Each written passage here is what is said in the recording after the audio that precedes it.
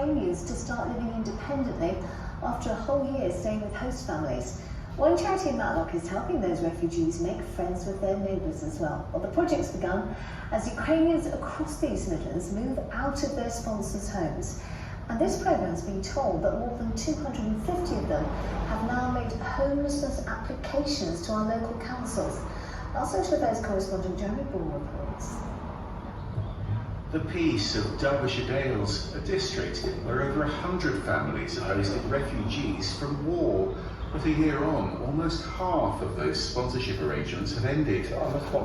And now Roger's come for housing advice for the Ukrainian mother and daughter who are still staying with his family.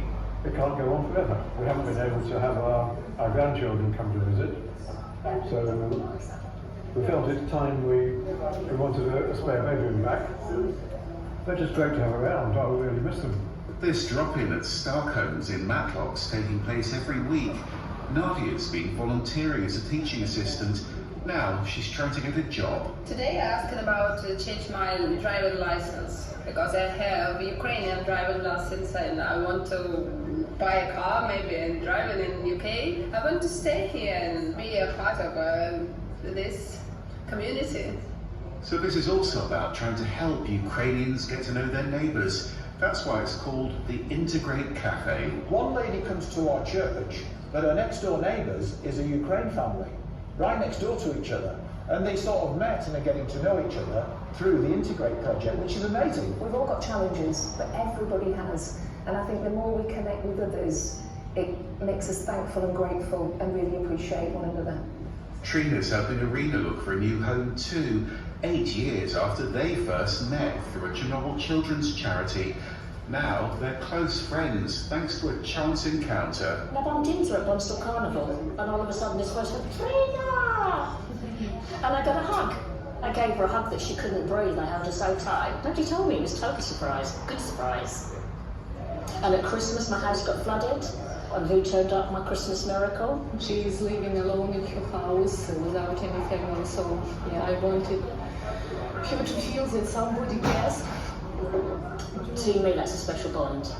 Just one of so many bonds of friendship that Matlock never expected.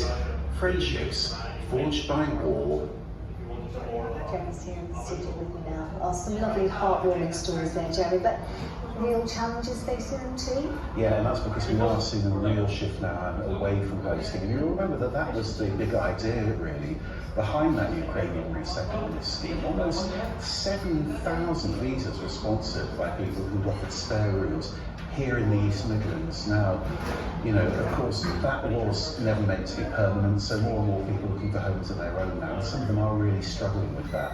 And where are they going to? Well, to show you a picture in Derbyshire Dales, first of all, 20 women and families are now in private rentals, another 8 who've moved to new hosts. The rest of them have moved out of Derbyshire. Some have actually gone back to Ukraine.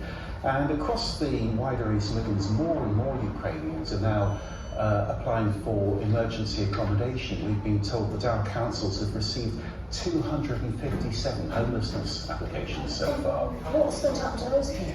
Well, there is some new government money, and that's to buy and refurbish homes, over £5 million here in the East Midlands, and that's for both Ukrainian and Afghan families who are on refugee resettlement schemes.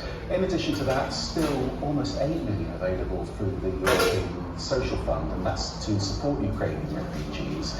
In the short term, though, people are ending up sometimes in hotels and in gyms. I heard about one woman with a child in Nottingham who was in digs without any cooking facilities, and the Ukrainian centre locally were so worried about that they offered her their kitchen. Oh my goodness. Okay, Jeremy, thanks very much indeed for that. Thank you.